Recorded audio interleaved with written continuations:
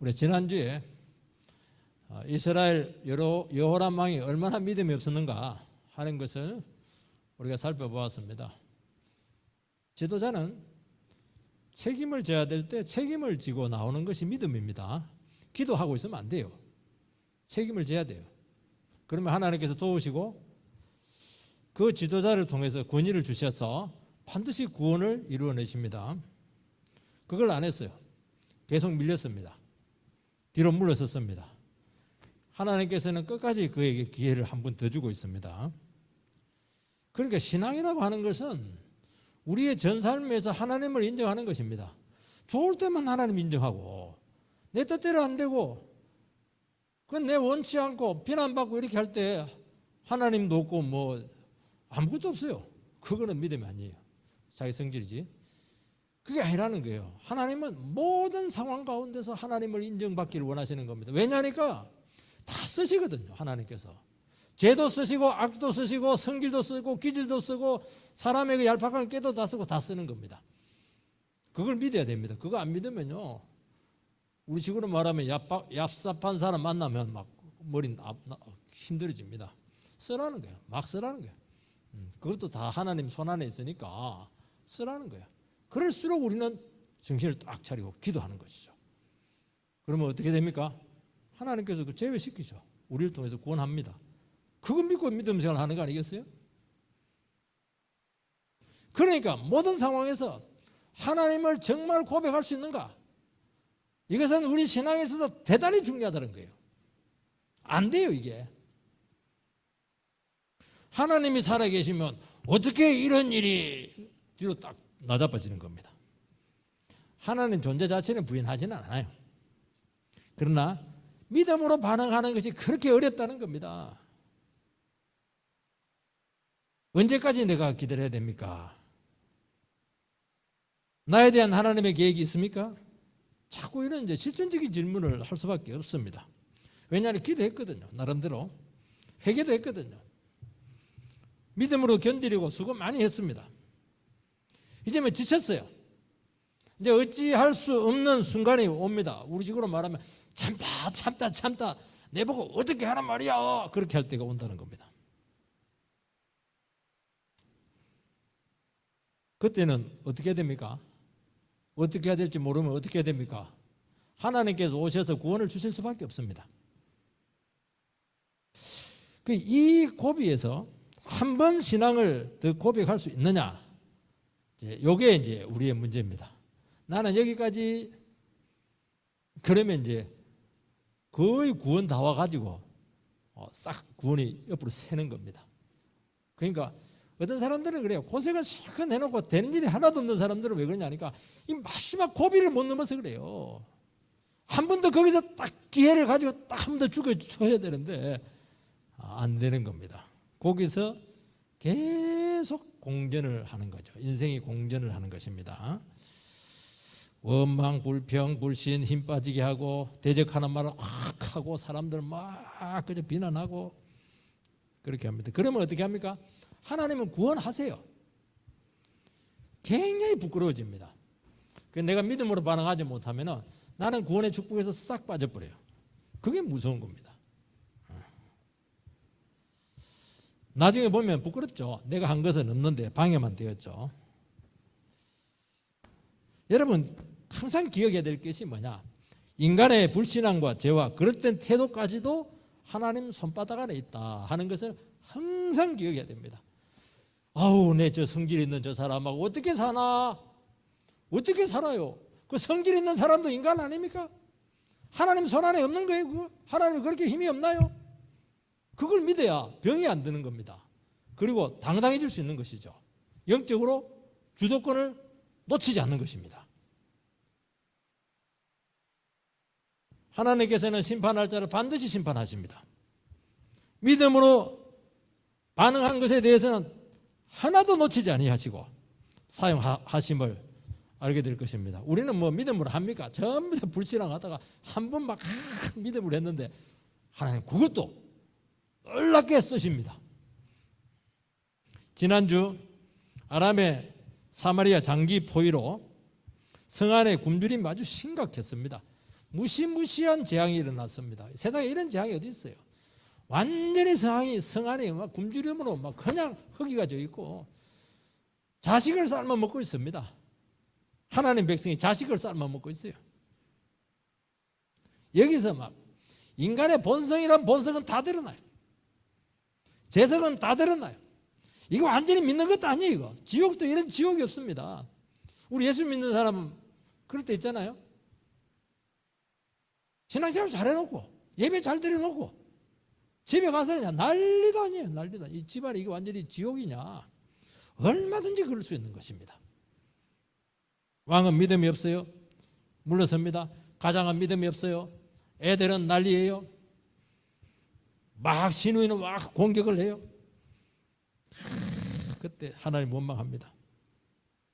하나님은 엘리사를 통해서 그 완전히 아수라장이 되고 쑥대밭이 되어 있는 그 삶의 현장에 가서 다른 거 안 합니다. 다른 거 안 하고 딱 말씀 한마디 합니다.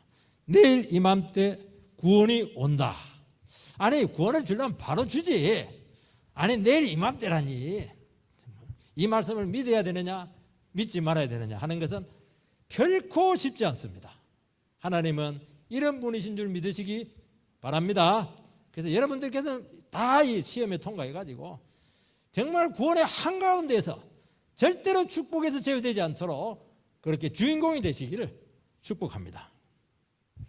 첫 번째 말씀 앞에서는 인간의 반응입니다. 1절 말씀을 다시 한번 읽어보면은 엘리사가 이르되 여호와의 말씀을 들을지어다. 여호와께서 이르시되 내일 이맘때 사마리아 성문에서 고운 밀가루 한 세알을 한 세겔로 매매하고 보리 두 사알을 한 세겔로 매매하리라 하셨느니라. 하나님은 내일 이맘때 상황이 정상화될 것이라고 선포했습니다. 어떻게 그런 일이 일어나는지, 누구를 통해서 이루어질 수 있는지 이 설명이 없습니다. 현실적으로 이것은 불가능합니다. 이것이 뭐냐니까 하나님의 구원의 성격이에요. 하나님은 일방적으로 구원을 주실 수가 있습니다. 구원의 이유를 알 수가 없습니다.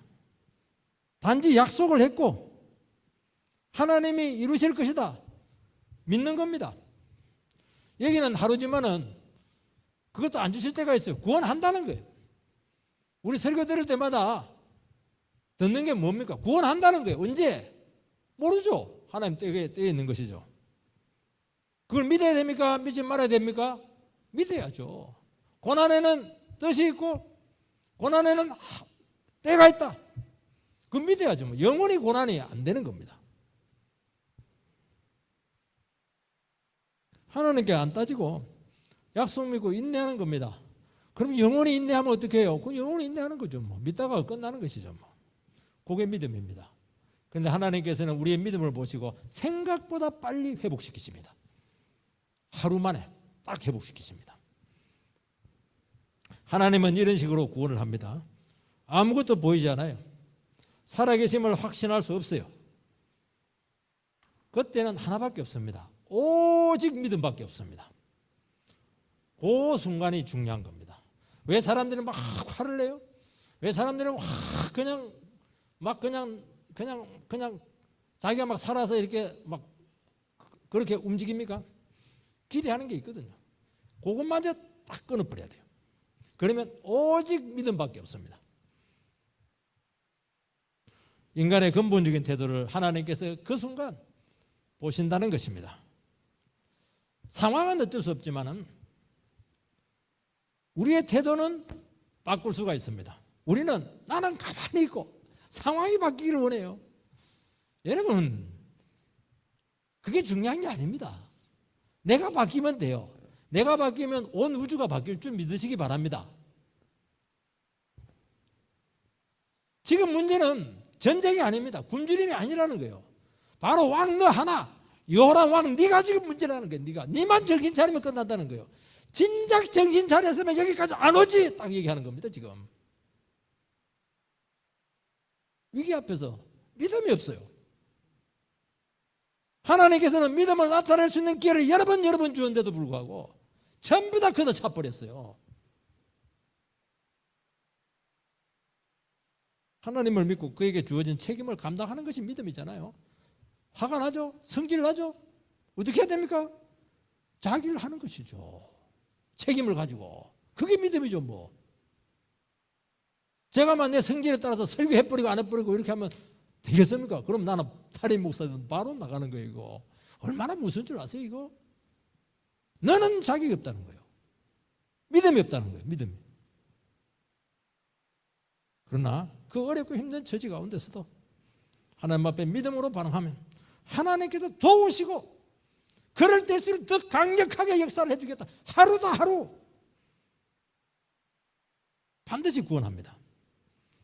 그렇게 되면 여호람은 이스라엘의 진정한 왕으로 하나님이 세운 왕으로 우뚝 서게 되는 겁니다. 여호람은 계속 물러서요. 점점 영적인 상태가 심각해집니다. 극기야 선지자를 죽이려고 하고 하나님께 모든 책임을 돌립니다.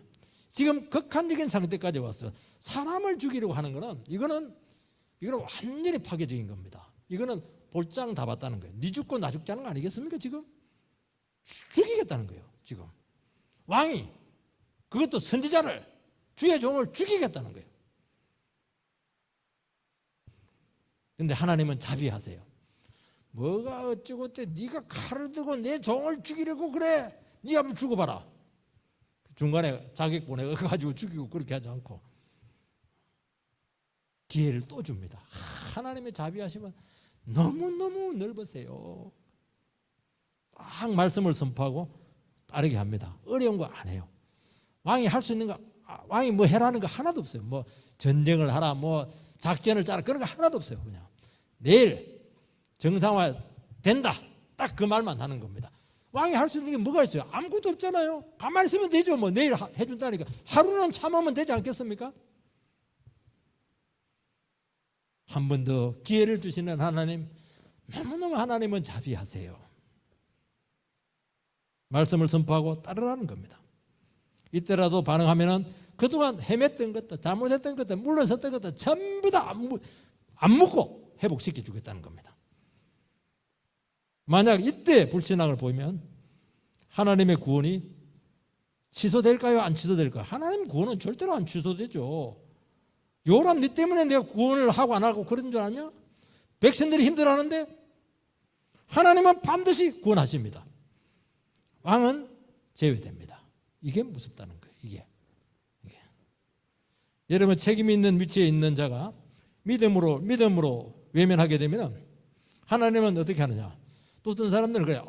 내가 이 자리에서 뭐 내가 책임 안 지고 내가 믿음으로 안 하면 하나님도 괴롭겠지. 하나님 뜻도 안 이루어지겠지. 그만한 거거든요. 그러면 어떻게 해야 되느냐? 그 사람을 싹 지나쳐가지고 구원을 이루십니다. 다른 방식으로 구원해요. 하나님은 구원하는 방법이 너무너무 많으세요. 하나님께서는 왕이라는 정식 루트를 통해서 구원하려고 했습니다. 그런데 왕이 그 책임을 감당하지 않았습니다.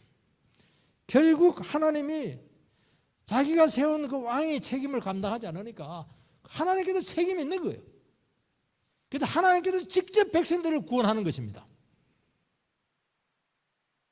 하나님은 절대로 자기 백성들을 방치하지 않습니다. 하나님께서는 누구를 통해서 구원합니까? 나병 환자, 군대 소리, 말소리, 군주림, 군중들. 하나님은요 그럴듯한 사람들 절대로 안 내요. 그런 사람들 시켜놓으면 자기 영광을 다 취하기 때문에 그야말로 생각지도 못한 형편없는 사람들을 통해서 구원을 이루시는 것입니다. 본문에 보면은 하나님께서 말씀을 했는데도 불구하고 왕의 반응이 나오지 않아요. 왜 반응이 안 나왔을까요? 알겠습니다. 내가 내일까지 지켜보겠습니다. 하나님의 뜻이면 될 줄 믿습니다. 계집종이니 주의 말씀대로 될지다. 마리아처럼 왜 그렇게 고백을 못했을까요? 지켜보겠다는 겁니다. 또 계산하는 거예요. 되어가는 추위를 보면서 내가 결정을 내리겠다 하는 겁니다. 이런 사람들은 기회가 와도 그 기회를 포착하지 못합니다. 여러분요, 믿음의 기회라고 하는 것은 반드시 믿음이 있어야 잡을 수 있는 거예요. 이 사람은 딱 믿음의 계획이 오면 어떻게 돼요? 의심해요. 너무 신중해요. 정치적인 계산을 팍 합니다. 왜냐하면 정치가니까. 그리고 뭔가를 하긴 해요. 하긴 해요. 하나님하고 아무 상관없어요. 네 머리로 한 거 아니냐는 거예요. 말씀과는 아무 상관이 없다. 부끄럽지? 2절 말씀을 읽어보면 그때 왕이 그의 손에 의지하던 자 곧 한 장관이 하나님의 사람에게 대답하여 이르되 여호와께서 하늘에 창을 내신들 어찌 이런 일이 있으리요 하더라. 엘리사가 이르되 내가 내 눈으로 보리라. 그러나 그것을 먹지는 못하리라. 왕의 신하가 입이 문제, 입이. 하늘에 창을 내신들 그런 일이 있겠냐고 말을 해도 그렇게 못되게 하는 거예요. 하나님 마음은 후입합니다. 지금 후입해요. 제가 2주 전인가 하나님마다 앞에서 전도를 했는데 청년 남자 둘입니다. 예수 믿으세요. 일 없어요. 나는 불교 믿어요. 불교는 구원이 없는데 극락갈 자신이 있어요. 있으세요? 이러니까 나는 지옥 가도 돼요. 그러더라고. 아이고 참 담대하시네요. 그 말이 씨가 됩니다. 한마디 하고 왔어요. 사람들이 그렇게 못됐어요. 아마 그 말이 그 영혼에게 계속 맴돌기를 저는 바라고 있어요.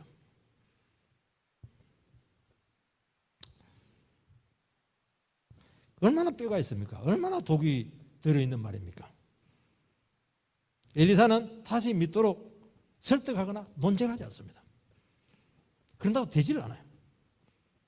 그리고 네가 하나님 앞에서 그 말을 했기 때문에 어떻게 될지 너의 처지를 내가 가르쳐 주겠다. 그 얘기를 합니다. 내가 눈으로 보긴 보는데 먹지를 못한다는 겁니다. 얼마나 무서운 말입니까? 구원을 보긴 볼 텐데 그 축복을 보긴 볼 텐데 너는 제외되고 비참하게 된다는 것입니다. 여러분 불신앙적인 반응은 하나님의 말씀이 성취되는 것은 봐요. 그러나 자기 자신은 그 구원에 참여하지 못하고 철저히 약속에서 배제됩니다. 아니 보지라도 않으면 낫지. 남 축복 다 보고 남 상 다 받는 거고 박수 다 쳐주고 자기는 제외되는 거예요. 그러니까 얼마나 고통스러워요 이게. 왕과 신하는 구원의 1차적인 도구가 될 수 있는데 자동적으로 밀려납니다. 하나님은 말씀에 반응할 수 있는 자유를 우리에게 주었어요. 믿음으로 해도 돼요. 불신앙으로 해도 돼요. 책임을 묻겠다는 것입니다. 그리고 불신앙적인 반응이 얼마나 위험한지 입이라도 다물고 있지 그렇게 못되게 말을 한 겁니다.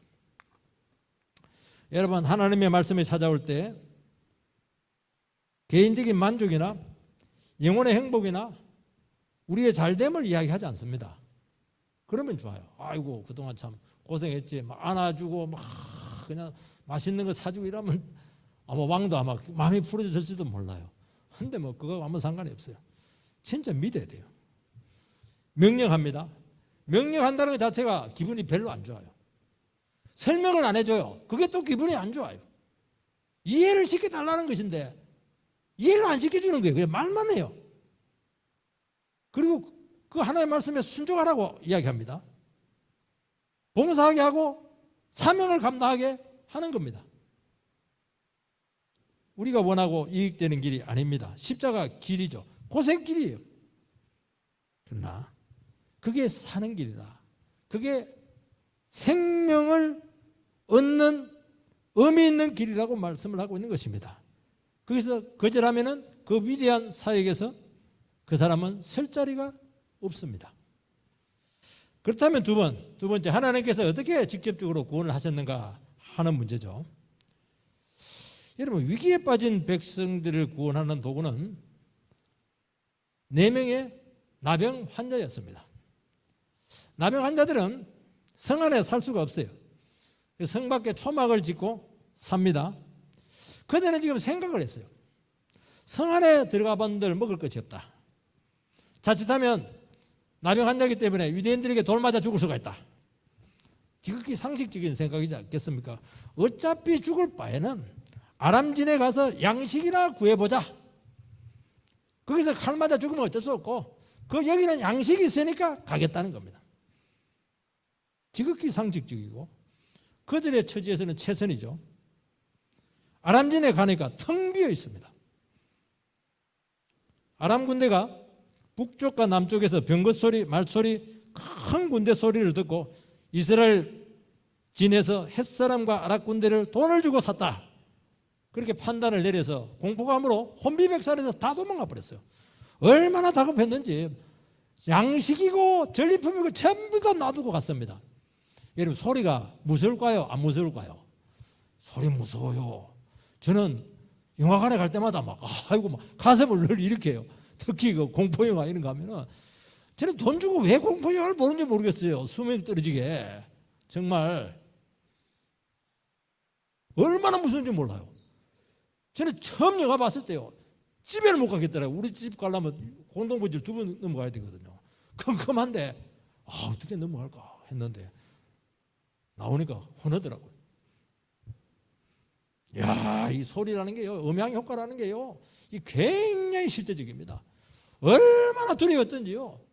모든 거 다 놔두고 군복도 안 입고 팬티 입고 도망간 거예요, 전부 다.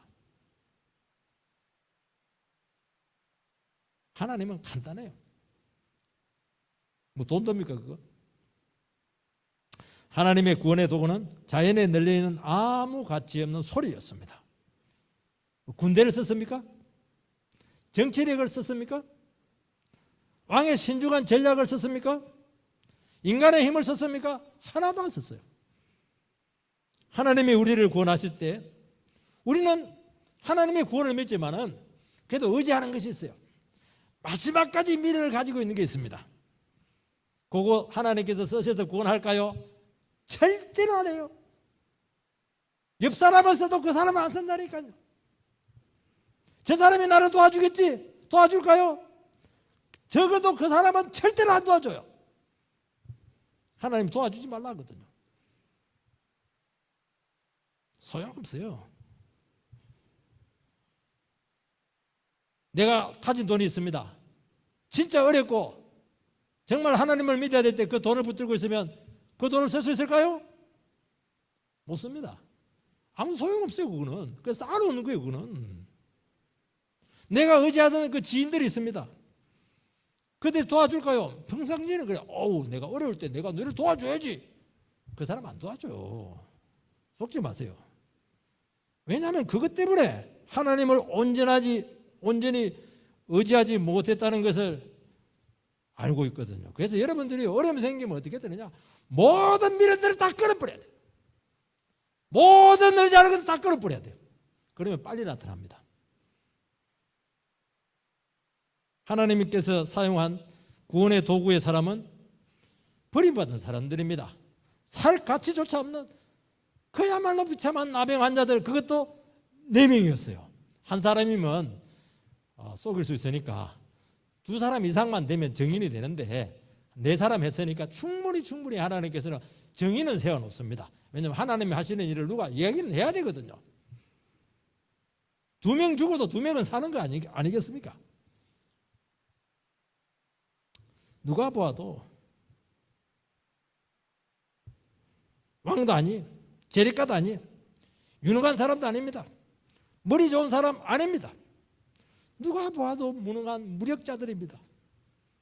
하나님께서 이런 사람들을 쓰시는 이유는 인간의 능력이나 방법이나 공로를 철저히 배제하기 위해서입니다. 여러분, 하나님의 온전한 구원을 기다릴 때 우리가 붙들고 있는 거 다 내려놔야 하나님의 구원이 올 줄 믿습니다. 인간의 수고가 하나님의 일에 도움이 되지 않습니다. 저는 믿음 생활을 하면서 한 가지는 분명히 알고 있어요. 어떤 어려움이 생기고 위기가 왔을 때라도 인간적인 방법을 쓰면 그것 때문에 고통을 당한다는 거예요. 도움이 되는 게 아니에요. 저는 도움이 되지 않고 그것 때문에 손가락질 당하고 그것 때문에 하나님께 책망받고 그것 때문에 될 일도 안 되더라는 거예요. 그 고백이 있어야 될 줄 믿습니다. 하나님께서는 현실에서 일어난 상황을 통제합니다. 나병 환자는 막 배가 너무 고파가지고 배 채우려고 그냥 들어갔습니다. 죽기 각오하고. 이스라엘 백성들은 못 가죠. 어차피 망한 인생이니까 가는 겁니다. 배를 실컷 채우고 나서 보니까 이제 눈에 보니까 감나가는 것들이 많네요. 제일 큰 자기 거 챙깁니다. 갑자기 두려워집니다. 9절 10절 나병 환자들이 그 친구에게 서로 말하되 우리가 이렇게 해서는 아니 되겠도다. 오늘은 이 아름다운 소식이 있는 날이거늘 우리가 침묵하고 있도다. 만일 밝은 아침까지 기다리면 벌이 우리에게 미칠지니 이제 떠나 왕궁에 가서 알리자 하고 가서 성읍 문지기를 불러 그들에게 말하여 이르되 우리가 아람진에 이르러서 보니 거기 한 사람도 없고 사람의 소리도 없고 오직 말과 나귀만 매여 있고 장막들이 그대로 있더이다 하는지라. 배를 잔뜩 채우고 그냥 있는 거 없는 거 보석 주렁주렁 걸치고 챙겼을 때 갑자기 양심이 살아나서 도덕적인 문제에 빠지게 되었습니다. 자기들이 해도 너무했다는 거예요. 아무리 나병 환자지만 이거 완전히 나병의 자존심을 구겠다는 겁니다. 성 안에 굶어 죽고 가는 우리 동포들이 있는데 평상시에는 얼마나 욕을 많이 했겠어요. 이 사람들이. 우리들만 좋은 거 챙기고 배 터지게 먹고 누리면 안 된다 하는 양심이 살아납니다. 믿음입니까? 그 믿음 아닙니다. 그냥 종교심이 생긴 거예요. 도덕심, 양심이 살아난 겁니다. 그리고 문지기에게 알립니다. 왜 백성에게 알리지 않고 문지기에게 알렸을까요? 백성에게 하면 빼앗길 뿐만 아니라 또 돌맞아 죽을 수가 있어요. 생각 많이 했죠? 문지기에게 알려가면 지휘계통에 따라서 왕의 기회까지 가거든요. 머리가 막 팍팍 지금 돌아가고 있습니다. 이들이 이런 일을 하면서 우리는 하나님의 뜻을 성취하고 있는 거야. 하나님의 계획을 지금 이루고 있는 아주 구원의 도구야. 그 생각 없어요. 본능에 따라서 상식에 따라서 지금 행동하고 있는 것입니다. 그런데 뭐라고 되냐니까 전한 소식을 아름다운 소식이다. 그들이 그렇게 한 행동들이 아름다운 소식이었다는 것입니다. 아름다운 소식이 복음이잖아요. 자기들은 무의식적으로 했는데 하나님께서 하신 일이라는 겁니다. 보이지 않게 하나님께서 그 일을 하신 거예요. 자기도 모르게 하나님의 계획이 지금 진행되고 있습니다. 그들이 하나님께서 시켜서 했습니까? 아닙니다. 하나님 하자도 몰라요. 그들은 자기 판단과 의지와 상식과 양심에 따라서 행동한 것 뿐입니다. 정보를 들은 왕은 어떻게 해야 됩니까? 왕은 또 달라야 돼요. 나병 환자하고는 다르죠. 왕은 하나님을 경험했습니다. 그리고 직접 말씀을 들었습니다. 그러면 어떻게 해야 됩니까? 그 약속과 지금 들어온 정보를 연결해야 되죠. 그런데 여기서도 이 왕이 믿음이 없어요. 의심해요. 이거 저기에 계략일 거야. 신중해야 돼. 이거. 매복하고 있으면 우리는 몰살당하는 거야. 말려들지 말자. 그렇게 해석을 합니다. 굉장히 머리가 좋죠. 신중하게 상황을 파악하고 부대의 병거와 말 6필을 보내는데 그것도 막 제일 삐쩍 마른 거 그거는 뭐 죽어도 돼요. 피둥피둥 살찐 건 안 되지. 그거는 비싸가지고 제일 여유인 거 가다가 쓰러져도 돼요. 머리 많이 썼죠. 왕은 계산하고 있고 만약의 사태를 대비해서 최소한의 피해에 그치도록 조심합니다. 그런데 하나님께서는 이런 불신앙도 하나님의 구원의 현장을 확인하는 데는 썼습니다. 군중들은 막 소식을 듣자마자 삽시간에 이게 막 SNS를 통해 가지고 막 퍼져가지고 막 그냥 본능이 막 폭발을 한 거예요. 그 폭도로 바뀝니다. 무섭게 다 달려갑니다. 달려가는데 성문 앞에 있는 왕의 신하, 못된 말 했던 그 치안당당 왕의 신하가 밟혀서 죽어버렸어요. 왜 밟혀서 죽었습니까? 하나님의 심판이 조용히 진행이 되었어요. 듣긴 들었어요. 봤어요. 죽어버렸어요. 밟혀서 죽었습니다. 죽어도 참 비참하게 죽습니다. 결국 모든 상황을 하나님께서 주관합니다. 하나님께서는 기적을 쓰십니다. 관계되는 사람들을 개입시킵니다. 선과 악도 쓰십니다. 가룟 유다의 배신도 하나님의 뜻의 도구가 되게 합니다. 이 모든 과정 중에 하나님께 조정된 사람 없어요. 그들의 죄악에 대한 그 책임에 대해서 하나님이 없다는 거예요. 하나님은 그들에게 책임질 이유가 없어요. 그들은 자기의 판단에서 자기 책임하에 모든 행동을 한 것입니다. 단지 하나님께서는 이 모든 것을 다 계산하시고 계셨습니다. 하나님은 철저한 자유자이십니다. 어느 누구에도 빚진 사람 없어요. 그렇지만 모든 것을 계획하고 이루십니다. 때와 방식은 하나님께 있습니다. 사람들은 고뇌를 합니다. 생각 많이 해요. 회개도 해요. 호소도 해요. 의심도 해요. 반역도 해요. 그것까지도 하나님께서는 계산하고 계시는 것입니다. 그리고 반드시 우리 상황 속에 개입해서 그 뜻을 이루십니다. 그것도 완벽하게 이루십니다. 하나님 경험해보면요, 정말 놀랍니다. 여기서 우리가 뭘 그분 앞에 내어놓겠습니까? 부끄럽죠.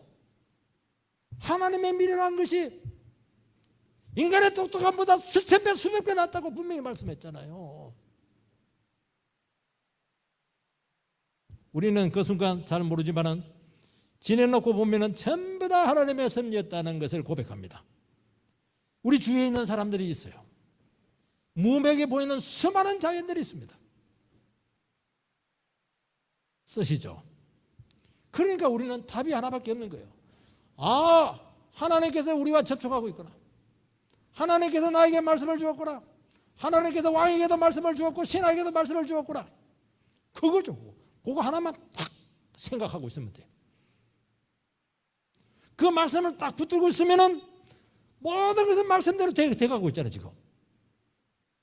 말씀 붙들고 있으면, 나병 환자가 왜 저렇게 하지? 왕의 신하가 왜 이렇게 하지? 왕이 왜 이렇게 하지? 군중들이 왜 이렇게 난리지? 다 이해가 되는 거예요. 그 전부 다 하나님의 섭리의 손길이거든요. 하나님 말씀을 딱 기억하고 있으면은 하나님께서 일하시는 것이 그대로 우리에게 피부에 와닿는다는 것을 말씀하고 있는 것입니다.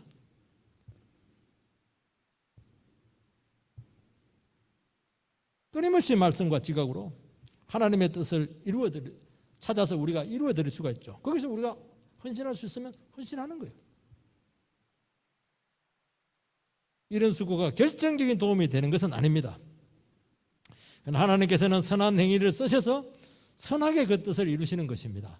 우리가 거기서 믿음을 썼다고 해서 하나님께서 도움되는 거 하나도 없어요. 애들 아빠 도와준다고 하면 걸리적거려요. 그래도 아빠는 귀하지. 그 아이한테 네가 다 했다 이러면서 상을 그쪽으로 다 줘요. 그 마음을 보시고 그 마음이 너무 기특하잖아요. 그거. 나의 경건과 믿음과 열정이 하나님의 뜻에 실제적인 도움이 되지 않습니다. 그래서 바울 사도는 우리는 다 무익한 종이라고 고백을 하지 않습니까? 은혜의 시간에 왕처럼 의심하고 불안해하고 믿지 못하고 그렇게 합니다. 믿음을 쓰고 인내하고 구원을 기다려야 될 때 그렇게 불신앙적인 말을 우리들은 많이 하고 있습니다. 하나님께서는 그 말을 전부 다 기억하십니다. 그게 무서워요. 자기 알아요. 내가 왜 이렇게 두들겨 맞는지. 그러면서 하나님께서 내 못 쓸 말들, 이 불신앙적인 이 태도들, 이것들을 얼마나 싫어하는지 처절하게 보게 하고 말한 대로 고통을 받게 하신다는 겁니다. 하나님께서 고통을 주시기 위해서 그렇게 하는 것이 아니고 그거 고쳐줘야 되거든요. 그거 끊어야 되고 버려야 되거든요. 그거. 여러분 하나님을 붙들 수 없는데 그때 고백합니다. 하나님 살아계십니다. 하나님 감사합니다. 하나님 뜻대로 될 줄 믿습니다. 내 감정, 내 생각 확 두드려 잡아버리고 주님 앞에 탁 서게 되면 하나님께서는 구원의 은총으로 그 영혼을 갚으시는 것입니다. 마치 하나님께서 나에게 빚이라도 엄청나게 진 것처럼 막 그냥 하나님께서 빚을 갚으세요. 이자까지 쳐가지고. 여러분, 철저한 은혜 위에 뜻을 이루어드릴 수 있는 것은 아무것도 없는 줄 믿습니다. 그래서 다시 한 번 더 아무것도 겁내지 마시고, 왜 이렇게 의심을 하고 겁을 내고 그렇게 하세요? 하나님 지금 하나님 죽었습니까? 하나님 장례식을 치렀습니까? 아니잖아요. 시퍼렇게 살아 계시잖아요. 그 하나님 믿고 지금도 늦지 않았어요. 내 상황이 문제가 되지 않아요. 다시 한 번 더 그분 바라보고 일어서시는 은혜가 있게 되기를 주의 이름으로 축원드립니다.